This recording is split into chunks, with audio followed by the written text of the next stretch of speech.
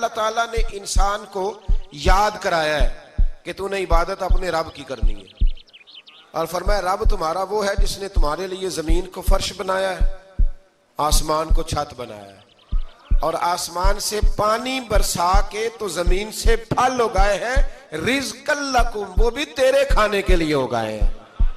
وہ جو آسمان سے بارش برسا کے زمین سے سبز اور پھل اگائے ہیں تو وہ بھی تیرے لیے۔ جب سارا کچھ تیرے لیے بنایا تو بھی تو عبادت کرنا اپنے رب کی، پھر کسی کو اس کا شریک نہ ٹھہرا۔ ایک چیلنج بھی کیا قرآن مجید نے اس رکوع کے اندر۔ کہا کرتے تھے مکے کے لوگ کہ آپ قرآن مجید کی آیتیں نبی کریم علیہ السلام سے کہا کرتے تھے کہ معاذ اللہ آپ خود بناتے ہیں، بنا کے لاتے ہیں۔ تو اللہ کریم نے فرمایا وَإِن كُنتُمْ فِي رَيْبٍ مِّمَّا نَزَّلْنَا عَلَىٰ عَبْدِنَا فَأْتُوا بِسُورَةٍ مِّن مِّثْلِهِ، اگر تمہیں شک ہو نا اس میں جو ہم نے بندہ خاص پہ نازل کیا ہے تو تم بھی اس جیسی ایک صورت بنا کے لاؤ۔ پڑھے لکھے تو تم بھی ہو نا، مکے میں تم بھی رہتے ہو، تو ایک صورت بنا کے لاؤ۔ قرآن مجید ہم سے چھینا گیا ہے سازش کے تحت، اس لیے کہ جس قوم کو قرآن آ جاتا ہے نا پھر کوئی کافر اس کا مقابلہ نہیں کر سکتا۔ دیکھیں نا اگر کافروں کے پاس جواب ہوتا قرآن پاک کا تو بدر اور احد میں نا کوئی آیت بنا کے لاتے، قرآن کے مقابلے کی تلواریں لے کے نہ آتے، ان کے پاس جواب ہی نہیں تھا۔ اور قیامت تک کسی کافر کے پاس قرآن مجید کا کوئی جواب، قرآن کا کوئی جواب، قسم اللہ کی جواب کوئی نہیں، قرآن کا اس کا کوئی جواب نہیں۔ کیا بات ہے قرآن پاک کی۔ وہ ایک دفعہ مسلمہ کذاب بے ایمان کہنے لگا میں نے بنا لیا ہے قرآن پاک کا جواب، معاذ اللہ۔ جواب کیا بنایا؟ وہ صورت ہے نا القاریۃ ملقاریہ، وما ادراک ملقاریہ، کھڑکھڑانے والی کیا ہے، کھڑکھڑانے والی تمہیں کیا پتا کیا ہے کھڑکھڑی، قیامت کا ذکر ہے۔ کہنے لگا میں نے اس جیسی صورت بنا لیا، تو کیا بنایا؟ الفیل ملفیل، وما ادراک ملفیل۔ کہنے لگا ہاتھی، تمہیں کیا پتا کیا ہاتھی، تم کیا جانو کیا ہاتھی۔ تو پاس جو اس کے اپنے بیٹھے تھے نا چیلے، وہ کہنے لگے چپ کر جا، سارے زمانے کو پتا ہے ہاتھی کیا ہوتا ہے۔ تو پاگل ہے، اس کے دو کان ہوتے ہیں، ایک سونڈ ہوتی ہے، چار اس کے پیر ہوتے ہیں۔ بیوقوف آدمی قرآن کا مقابلہ کرنا ہے تو کچھ چج کے ساتھ کر، پاگلوں کی طرح مقابلہ کرے گا، جوتے کھائے گا بھی، ہمیں بھی پڑھوائے گا۔ تو قرآن مجید کا کوئی مقابلہ کر سکا؟ تو اس آیہ مبارکہ میں اللہ نے کافروں کو یہ کہا اگر مقابلہ نہیں کر سکتے تو پھر اللہ سے ڈرو، ورنہ دوزخ میں ڈالے جاؤ گے، وہ جس کا ایندھن آدمی اور پتھر ہے، اور بنائی بھی کافروں کے لیے گئی ہے۔ اعدت للکافرین، جہنم کس کے لیے بنائی گئی ہے؟ کافروں اور منافقوں کے لیے۔ مسلمانوں کے لیے بنائی گئی، مسلمان مرضی سے چھلانگے لگائیں تو ان کی موج ہے، ورنہ ان کے لیے جہنم، ان کے لیے اللہ نے جنت بنائی ہے۔ اور یہ بات کرتے ہی رب کریم نے فرمایا اے محبوب علیہ السلام مومنوں کو خوشخبری دے دیں کہ اللہ نے ان کے لیے جنت بنائی ہے، اس میں باغات ہیں، انہیں رزق دیا جائے گا کھانے کے لیے، اور اس میں انہیں پاکیزہ بیویاں دی جائیں گی، اور پھر وہ اس میں ہمیشہ رہیں گے، انہیں اس سے نکالا نہیں جائے گا۔ آگے جو آیات کریمہ ہے نا اس کے اندر اللہ تبارک و تعالیٰ نے فرمایا ہے کہ اللہ حیا نہیں کرتا سمجھانے کے لیے، مچھر کی مثال بھی دینی پڑے۔ فرمایا قرآن سے کچھ لوگ ہدایت حاصل کرتے ہیں اور کچھ گمراہ ہو جاتے ہیں۔ جب لوگ اپنی مرضی کی تشریحات چاہتے ہیں تو گمراہ ہوتے ہیں، اور جب قرآن کو رسول اللہ صلی اللہ علیہ وسلم اور امت مسلمہ کی تشریحات کی روشنی میں سمجھتے ہیں تو پھر اللہ ہدایت عطا فرماتا ہے۔ پھر اللہ تبارک و تعالیٰ نے آگے ارشاد فرمایا حضرت آدم کی پیدائش کا واقعہ۔ کچھ مفسرین نے لکھا اللہ نے مشورہ کیا تھا فرشتوں سے، وَإِذْ قَالَ رَبُّكَ لِلْمَلَائِكَةِ إِنِّي جَاعِلٌ فِي الْأَرْضِ خَلِيفَةً، لیکن کچھ مفسرین کہتے ہیں کہ اللہ کو ضرورت نہیں فرشتوں سے مشورہ کرنے کی، اللہ نے فرشتوں سے مشورہ نہیں کیا، بلکہ رب نے انہیں آگاہ فرمایا تھا کہ میں لگا ہوں زمین پہ اپنا نائب بنانے، میں خلافت دینے لگا ہوں زمین پہ۔ اب یہ تو دینے والی کی مرضی ہے نا اس نے کس کو دینی ہے، یہ تو دینے والے کی مرضی ہے نا اس نے۔ تو کچھ لوگ کہتے ہیں کہ دینے والے سے زیادہ ہمیں پتہ ہے، تو فرشتوں کو بھی یہ اجتہادی خطا ہو گئی، کہنے لگے یا اللہ اسے نہ بنانا، یہ فساد کرے گا، یہ خون ریزیاں کرے گا۔ تو اللہ نے فرمایا جو میں جانتا ہوں وہ تم، اللہ اکبر۔ امام راضی فرماتے جب رمضان آتا ہے تو اللہ فرشتوں سے کہتا ہے ذرا یہ کھول کے دروازے دیکھو نا یہ زمین پہ کیا کر رہے ہیں، تم تو کہتے تھے فساد کریں گے اور یہ سارے تراویحاں پڑھ رہے ہیں. تم تو گویا کہتے تھے فساد کریں گے اور یہ تو دیکھو گویا رمضان کے روزے رکھ رہے ہیں. یہ تو میری یاد میں نکلے ہوئے ہیں. تم کچھ کہتے تھے اور دیکھو میں نے تمہیں کہا تھا نا جو میں جانتا ہوں وہ تم. اللہ نے پھر حضرت آدم علیہ السلام کو تمام زمانے کے علوم عطا کیے, علم سکھا لیا. تو فرشتوں سے کہا تم بھی ان چیزوں کے نام بتاؤ, تو وہ بتا سکے نہیں. اللہ نے فرمایا اب اس طرح کرو, آدم کو سجدہ کرو. سب نے سجدہ کیا سوائے وہ. کہنے لگا یا اللہ صرف تجھے ہی کرنا ہے. کرنا بھی صرف اللہ کو چاہیے, پر رب کے آگے بھی جھکنا چاہیے, اور جس کے سامنے رب جھکائے نا وہاں بھی. اور یہ جو عاجزی ہے نا, یہ جو جھکنا ہے, یہ علم کے آگے ہے. ہماری مصیبت یہ ہے کہ ہم علم کے آگے بھی گردن جھکانے کو تیار نہیں ہوتے, وہاں بھی ہم خود عالم فاضل بن جاتے. تو فرمایا کہ سب سے کہا سجدہ کرو, سب نے سجدہ کیا سوائے ابلیس کے. تو پھر ہوا کیا, وکان من الکافرین, وہ کافروں میں سے ہو گیا. پھر اللہ نے حضرت آدم کو اور جناب حوا کو نا مقام دے دیا جنت میں رہنے کے لیے, اور کہا سارا کچھ کھانا, درخت کے قریب نہ جانا. ابھی آپ کسی سے کہہ دیں تھوڑا سا کہ پیچھے نہ دیکھنا, یعنی اگر میری سمجھ لیں ادب کی وجہ سے کوئی 1.5-2 منٹ یا 6 منٹ نہیں بھی نہ دیکھے گا تو سوچے گا ضرور کہ پتہ نہیں اب پیچھے کیا ہے, مصیبت کیا ہے. یعنی آپ کہہ کے دیکھ لیں کسی کو, پیچھے نہ دیکھنا. فطرت ہے نا انسان کی, وہ جستجو کرتا ہے, کہا اس درخت کے پاس نہ جانا. تو حضرت حوا سلام اللہ علیہ کہتے ہیں دل میں خیال رہتا تھا کہ آخر ہے کیا درخت کے پاس. یہی انسان کا عقیدہ توحید ہے کہ جہاں سے رب منع کر دے وہاں وہ منع ہو جائے. اور یہ ان کی خطا نہیں تھی, یہ اللہ کی حکمت تھی, چونکہ رب نے تو پہلے کہہ دیا تھا بنایا ہی زمین کے لیے, تو یہ تو سارا کچھ ہونا تھا تو زمین پہ آنا تھا نا. تو حضرت حوا اور جناب آدم کے پاس شیطان آیا, اب اس کو نکال تو دیا تھا پر ابھی اس کا جنت میں آنا جانا بند نہیں ہوا تھا, یہ بھی اللہ کی حکمت تھی. تو وہ کہنے لگا تمہیں پتہ ہے بعد میں مر جاؤ گے. تو حضرت حوا کہنے لگی کیا موت بھی آئے گی؟ کہاں, اس کی تکلیف بھی بڑی ہوگی, تو پھر بچیں گے کیسے؟ تو کہنے لگے پھل کھا لو اس درخت کا. تو بچنے کے لیے پھل کھایا تھا. جس طرح لوگ آج بہت سارے کام بچنے کے لیے کرتے ہیں پر بچ سکتے, بچنے کے لیے پھل کھایا. تو اللہ نے فرمایا زمین پہ چلے جاؤ. تو حضرت آدم زمین پہ آئے, پھر کئی 100 سال روتے رہے. فَتَلَقَّى آدَمُ مِن رَبِّهِ کَلِمَاتٍ, تو پھر اللہ نے خود ہی جناب آدم کو کچھ کلمے سکھائے. علامہ اسماعیل لکی فرماتے ہیں وہ کلمے یہ تھے کہ حضرت آدم نے میرے نبی کا وسیلہ پیش کیا, اللہ کریم نے جناب آدم کی دعا کو مقبول فرما لیا. پھر آگے بنی اسرائیل کا ذکر آ جاتا ہے. اللہ تعالیٰ نے بنی اسرائیل, آج آپ اسی قوم کو یہودی کہتے ہیں, ان کو اللہ نے اس زمانے میں فضیلت عطا کی تھی بہت زیادہ. تو عرب کے اندر جب نبی پاک علیہ السلام نے اعلان نبوت کیا تو کچھ لوگوں نے یہ کہہ دیا کہ اگر یہ یہودی کلمہ پڑھ لیں گے تو ہم بھی پڑھ لیں گے. تو پھر اللہ نے انہیں یاد کرایا کہ تم اصل میں کیا ہو, تمہیں کلمہ پڑھنا چاہیے. تو اہل یہود کا تذکرہ کرتے کرتے رب کریم نے ایک بات یہ بھی ارشاد فرمائی کہ تم لوگوں کو تو کہتے رہے ہو کہ وہ نبی آنے والے ہیں, وہ نبی آنے والے ہیں, اور جب آ گئے ہیں تو ماننے کو تیار نہیں ہو. تو فرمایا تأمرون الناس بالبر وَتَنْسَوْنَ أَنفُسَكُمْ وَأَنْتُمْ تَتْلُونَ الْكِتَابَ, لوگوں کو بھلائی کا حکم دیتے ہو اور اپنے آپ کو بھول جاتے ہو. افلا تعقلون, تمہیں عقل نہیں؟ پھر اللہ نے انہیں یہ بھی یاد کرایا کہ یاد کرو وہ زمانہ کہ جب فرعون نے خواب دیکھ لیا تھا کہ کوئی بچہ اس کی سلطنت کو تباہ کرے گا, تو پھر اس نے تمہارے بچوں کو ذبح کرانا شروع کیا اور تمہاری بیٹیوں کو چھوڑتا تھا. فرمایا یہ بھی تو تم نے دیکھا, میں نے تمہیں پھر تم سے کہا جہاد کرو قوم عمالقہ کے خلاف, تو مقام طیہ میں جا کے یہ لوگ کہنے لگے ہم سے جہاد نہیں ہوتا. اللہ نے انہیں ایک میدان میں قید کر دیا. بڑی دلچسپ بات, قید تو لوگ ہوتے ہیں نا 4 دیواری میں, تو اللہ نے بنی اسرائیل والوں کو جب انہوں نے کہا ہم جہاد نہیں کریں گے تو اللہ نے میدان میں قید کر دیا. میدان میں, یہ یاد رکھیں, جب انسان اللہ کی نافرمانی کرتا ہے تو اسے ایسی قید ملتی ہے جس کا اس نے تصور بھی نہیں کیا ہوتا. ایک میدان ہے مقام طیہ, قید ہو گئے.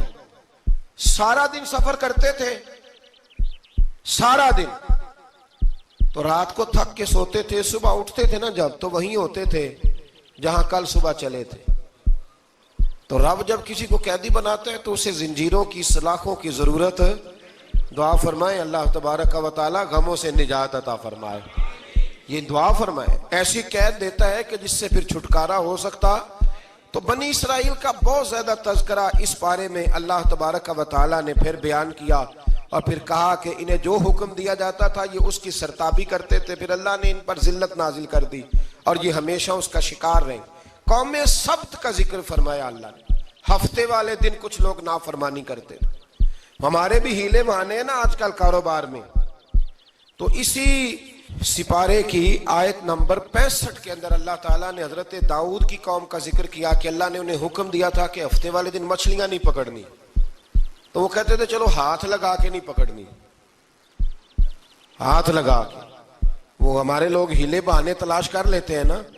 وہ بڑے جناب انشورنس والا آ گیا، اب وہ بینک والا آ گیا، وہ فلانے صاحب آ گئے، وہ تروڑ مروڑ کے کہانیاں باتیں، اور پھر ہمیں بھی رستے مل جاتے ہیں بچنے کے. مفتی صاحب نے کہہ دیا تھا، ایک مولانا سے میں نے ان کو کہا ہفتے والے دن مچھلیاں نہیں پکڑنی. کہا نہیں پکڑتے، چھوٹے چھوٹے حوض بنا لیے. تو مچھلیاں زیادہ آتی تھی اس دن، یہ بھی اللہ کی قدرت تھی. نماز کے وقت گاہک زیادہ آتے ہیں، یہ اس کی قدرت ہوتی ہے. تو وہ مچھلیاں حوض میں جمع ہو جاتی ہیں. یوں سمجھ لیں کہ جال انہوں نے لگا لیے ہوئے تھے. تو جال میں وہ پھنستی رہتی تھی، حوضوں میں آتی رہتی تھی. ہفتے کو نہیں پکڑتے تھے، اتوار کو پکڑ لیتے تھے. تو پھر اللہ نے انہیں سزا دی. فرمایا تماشے کرتے ہو اللہ کے حکم کے ساتھ. کیا سزا دی؟ فَقُلْنَا لَهُمْ كُونُوا قِرَادَةً خَاسِئِينَ. فرمایا بندر بن جاؤ دھتکارے ہوئے. جو رزق حرام طریقے سے کماتے تھے رب انہیں بندر بنا دیتا تھا. ابھی بھی میں نے دیکھے ہیں بڑے بڑے تاجر پاگلوں جیسی زندگی گزار رہے ہیں. نفسیاتی طور پہ سکون نہیں ہے، کروڑوں روپیہ پڑا ہے. کیوں؟ اس لیے کہ رب کے بتائے ہوئے طریقے کے مطابق تجارت نہیں کرتے. آگے ایک اور دلچسپ بات آ گئی. بنی اسرائیل کے اندر نا ایک شخص نے اپنے چچا کو قتل کر دیا جائیداد کے لیے. یہ دیکھیں کب سے لوگ جائیداد کے لیے قتل کرتے آ رہے ہیں. چچا کو قتل کر دیا، اور قتل کر کے حضرت موسیٰ علیہ السلام کے پاس آئے کہ میرے چچا کو کسی نے قتل کر دیا ہے تو بتائیں کیا کرنا ہے. تو آپ نے فرمایا کہ گائے ذبح کرو، اور اس کا ایک ٹکڑا مقتول کو مارو، مرنے والے کو. وہ خود اٹھ کے بتا دے گا مجھے کس نے قتل کیا ہے. اب ارادہ نہیں تھا گائے ذبح کرنے کا تو بہانے کرنے لگے. ارادہ نہیں نہ ہوتا تو پھر کیا ہوتے ہیں؟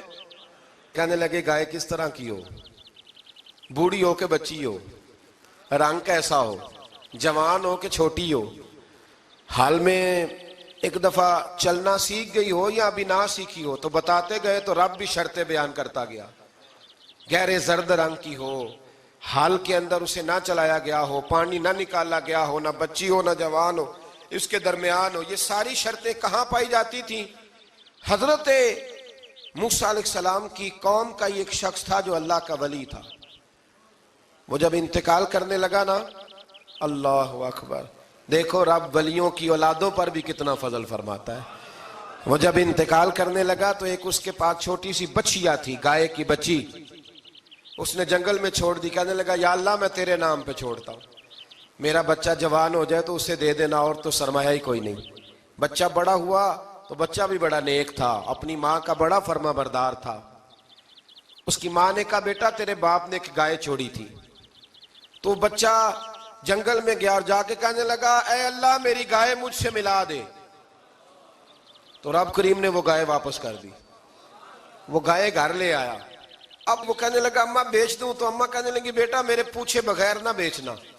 کئی دفعہ گاہک لگے پر اس نے کہا جب تک میری اماں نہ کہے گی میں بیچوں گا. ادھر بنی اسرائیل والے شرطیں جتنی گائے کے بارے میں پوچھ چکے تھے وہ ساری اسی گائے میں پائی جاتی تھی. تو یہ ڈھونڈتے ڈھونڈتے وہاں پہنچ گئے. تو کہنے لگے گائے چاہیے. تو اس نے کہا بھی تمہاری مرضی سے نہیں، قیمت میری مرضی کی. ایک مفسر نے تو یہاں تک لکھا ہے کہ اس نے کہا گائے ذبح کر کے نا تو جتنا گائے کے اندر گوشت ہوگا نا اتنا ہی کھال کے اندر تو مجھے مال بھر کے دو گے، اتنے ہی سکے بھر کے دو گے، اتنی اشرفیاں بھر کے دو گے تو پھر تمہیں گائے دوں گا. تو پھر یہ گائے انہیں ملی اور یہ گائے لے کر کے آئے. زیادہ سوالات نہ کرتے تو زیادہ الجھتے نہ. ہم بھی دین کے معاملے میں بڑے سوال جواب کرتے ہیں. اتنا سوال کریں جتنی اس کی ضرورت ہے. ان لوگوں نے سوالات زیادہ کیے تو پھر الجھ زیادہ گئے. تو میرے بھائی اس کا ذکر بھی اللہ تبارک و تعالیٰ نے پہلے پارے کے اندر بیان فرمایا. پھر اللہ کریم نے فرمایا کہ کچھ ایسے لوگ بھی ہیں یہودیوں میں سے جن کا دعویٰ ہو گیا ہے کہ ہم اللہ کے بڑے پیارے ہیں. فرمایا یہ صرف ان کے منہ کی باتیں ہیں, یہ تو قیامت میں پتہ چلے گا نا کہ اللہ کا پیار کس کے ساتھ زیادہ ہے. اور پھر یہ بھی یہودیوں نے دعویٰ کیا ہے, اسی پارے میں اللہ فرماتے ہیں کہ ان کا دعویٰ ہے کہ ہم اللہ کے بڑے پیارے ہیں, جنت میں ہم ہی جائیں گے. تو اللہ فرماتا ہے پھر مرنے کی دعا تو کرو, جنت میں تو مر کے جانا ہے نا. لیکن رب فرماتے ہیں یہ کبھی مرنے کی دعا نہیں کریں گے, اس لیے کہ انہیں پتہ ہے کہ ہم نے آخرت کے لیے کیا بھیجا. لیکن جی پہلا حکم آ گیا یا ایھا الذین آمنوا کہہ کے, پہلی آیت قرآن پاک کی پہلے سپارے میں پہلی آیت جس میں اللہ نے کہا یا ایھا الذین آمنوا. تو پہلا حکم آمنوا کہہ کے آیت نمبر 104 میں جو اللہ نے حکم دیا ہے نا وہ نبی پاک کی تعظیم کا حکم ہے. پہلا حکم ہی اللہ نے حضور کی عزت اور ناموس کا ارشاد فرمایا. پہلا اس ترتیب کے لحاظ سے وہ ہوا یہ کہ جب نبی پاک کو بات ارشاد کرتے تو صحابہ کرام اٹھ کے عرض کرتے رائینا یا رسول اللہ, حضور سمجھ نہیں آئی ذرا رعایت کر دیں. تو یہودیوں کی عبرانی زبان کے اندر نہ ذرا کھینچ کے پڑھتے تھے رائینا, تو اس کا معنی بنتا تھا معاذ اللہ اے ہمارے چرواہے. بکریاں چرانے والے کو بھی وہ رائینا کہتے تھے. تو جب صحابہ یہ کہنے لگے تو اللہ نے منع ہی کر دیا. فرمایا میرے محبوب کے غلاموں, اس لفظ کے پیچھے چھپ کے, اس لفظ کے پیچھے چھپ کے لوگ میرے نبی کی بے ادبی کر جاتے ہیں. تو جس لفظ کا کوئی ایک معنی بے ادبی والا بنتا ہو وہ لفظ بھی میرے نبی کے لیے نہ کہو. لفظ وہ والے کہو جس میں کوئی بے ادبی کا معنی نکلے نہ. یہاں لوگوں نے بڑے بڑے لفظ نہیں بول دیے پھر کہتے میرا مطلب یہ تھا, میرا مطلب وہ تھا. تو تو نے وہ لفظ بولا کیوں جس کا کوئی غلط مطلب بھی نکل سکتا تھا. اللہ نے فرمایا یا ایھا الذین آمنوا لا تقولوا رائینا, اے ایمان والو رائینا کہو ہی نہ. تو یا اللہ کیا کہیں؟ فرمایا وقولوا انظرنا, تم کہو یا رسول اللہ ایک نظر فرمائیے. انداز دیکھیے, انظرنا ایک نظر. تو ہمارے بزرگ تو پہلے ہی بڑے پیار والوں نے کہہ دیا یا رسول اللہ انظر حالنا. کہتے کہاں سے لاتے ہو جملے؟ میں نے کہا اللہ کی کتاب سے.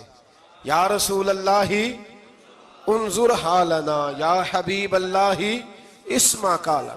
تو تم کہو انظرنا, محبوب نظر کرم کریں, واسمعوا, اور کیا ضرورت ہے دوبارہ پوچھنے کی؟ اللہ کہتا ہے پہلے ہی دھیان سے سنا کرو, پہلے ہی واسمعوا, پہلے ہی احتیاط سے سنو. وللکافرین عذاب علیم, اور کافروں کے لیے دردناک عذاب ہے. لے جی اسی پارے میں اللہ تبارک و تعالیٰ نے پھر اہل یہود کا ذکر کیا. تو یہود کہنے لگے کہ ہم حضرت ابراہیم کے ماننے والے ہیں. تو اللہ کریم نے وہ بھی ذکر کیا کہ میں نے تو ابراہیم کو آزمایا ہے. وَإِذِ ابْتَلَىٰ إِبْرَاهِيمَ رَبُّهُ بِكَلِمَاتٍ فَأَتَمَّهُنَّ, ہم نے ابراہیم کو کچھ چیزوں سے آزمایا ہے, وہ ہماری آزمائش پہ پورے اترے. قَالَ إِنِّي جَاعِلُكَ لِلنَّاسِ إِمَامًا, تو پھر ہم نے انہیں کہا کہ ہم آپ کو پوری دنیا کا امام بنائیں گے. وہ آزمائش کیا تھی؟ آگ میں جانا بھی آزمائش, بیٹے کا نہ ہونا بھی آزمائش, بیٹا ہوا تو پھر اسے وادی غیر ذی زرع ان میں چھوڑ کے آنا بھی آزمائش, بڑا ہوا تو پھر ذبح کرنا بھی آزمائش. فرمایا جہاں جہاں آزمایا ہے نا ابراہیم ہماری آزمائش میں پورے اترے. فرمایا تو مفت میں حضرت ابراہیم کی اولاد بنتے ہو اور ان کا نام لیتے ہو اور ان کے ساتھ اپنا تعلق بناتے ہو, دیکھو تو صحیح وہ کتنی آزمائشوں سے گزرے. تو اس کا بھی اللہ نے اسی میں ذکر فرمایا. اور پھر وہ بات کرتے تھے حضرت یعقوب کی اور حضرت اسحاق کی. تو فرمایا وہ تو ہمارے اتنے خاص بندے تھے کہ وصال کے وقت بھی انہوں نے اپنی اولادوں کو نصیحت فرمائی تھی کہ اللہ کی توحید پہ قائم رہنا. اس کا ذکر بھی اللہ نے اسی پارے میں بیان فرمایا.